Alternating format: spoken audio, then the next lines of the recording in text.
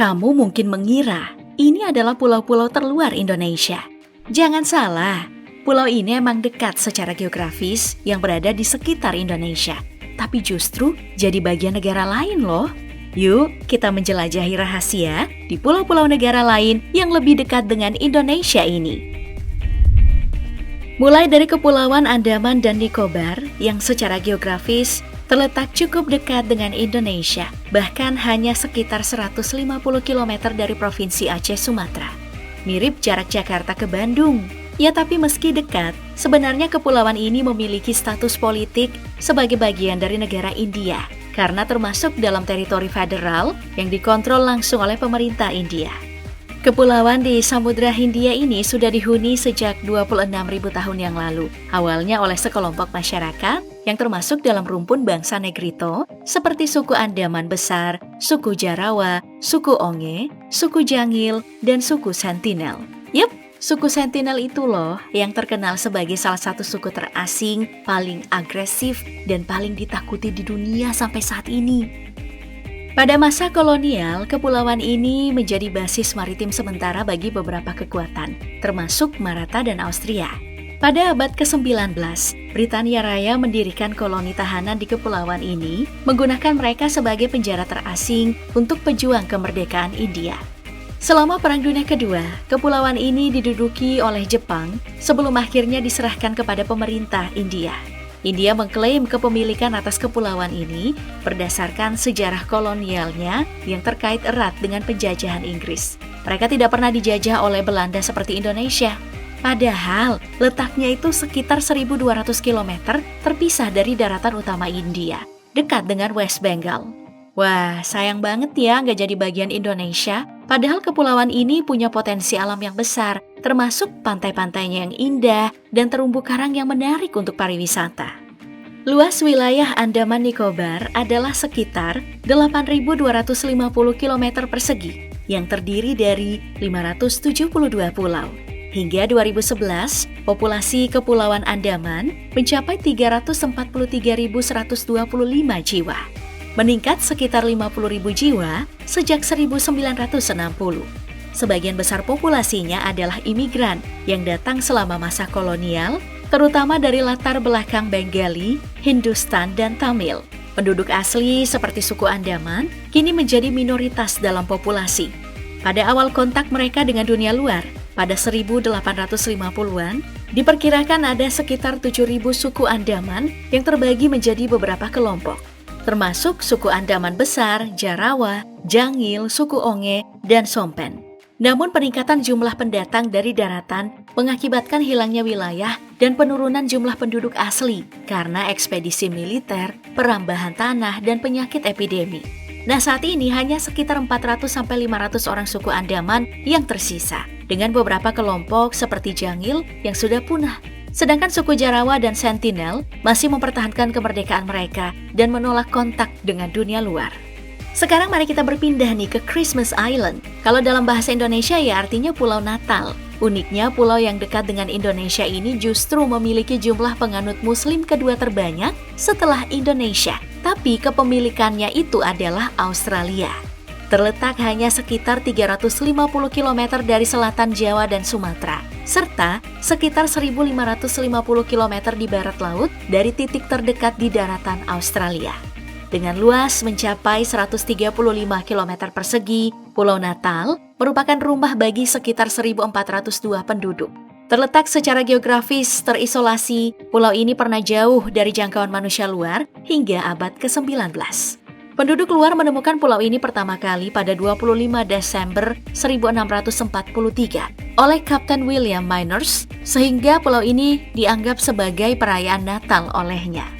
Nah, pada 6 Juni 1888, Inggris Raya secara resmi menganeksasi Pulau Natal setelah tahu kalau fosfat di pulau ini melimpah. Pasca itu terjadilah peningkatan aktivitas ekonomi dan mengundang migrasi besar-besaran, terutama orang-orang dari Cina dan Melayu. Namun, pada masa Perang Dunia Pertama membawa tantangan baru bagi Pulau Natal. Penambangan fosfat terhenti dan pulau ini menjadi pusat konflik dengan Jepang. Pada tahun 1942, tentara Jepang menyerbu dan menduduki pulau ini, dan setelah kekalahan Jepang dalam Perang Dunia Kedua, Pulau Natal kembali ke tangan Inggris dan kemudian dialihkan ke Australia. Pada tahun 1949, pemerintah Australia dan Selandia Baru membeli perusahaan fosfat Pulau Natal dan tanggung jawab administratif atas pulau ini dialihkan dari Inggris ke koloni Inggris di Singapura. Akhirnya, pada tahun 1958, Australia mengakuisisi kedaulatan penuh atas Pulau Natal, membayar kompensasi kepada Inggris sebesar 2.800.000 pound sterling. Pulau Natal menjadi rumah bagi beragam etnis, budaya, dan agama. Meskipun tidak memiliki penduduk asli, sebagian besar warganya adalah imigran yang berasal dari berbagai negara. Pulau Natal juga memiliki daya tarik wisata yang menarik. Salah satu fenomena alam yang menarik adalah migrasi kepiting merah terbesar di dunia yang terjadi pada akhir November hingga Desember setiap tahunnya. Next, ada Cocos Island yang juga milik Australia namun dihuni oleh keturunan Indonesia. Kepulauan yang juga dikenal sebagai Kiling ini adalah gugusan pulau yang terletak di sebelah selatan Pulau Jawa, Indonesia. Kalau dari Australia, di bagian Perth, jaraknya 2.768 km.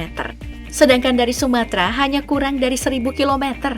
Sebelumnya wilayah ini terisolasi, hingga akhirnya ditemukan oleh orang luar pada tahun 1609 oleh seorang kapten laut Inggris yang memberi nama pulau ini berdasarkan banyaknya tanaman pohon kelapa yang tumbuh di sana.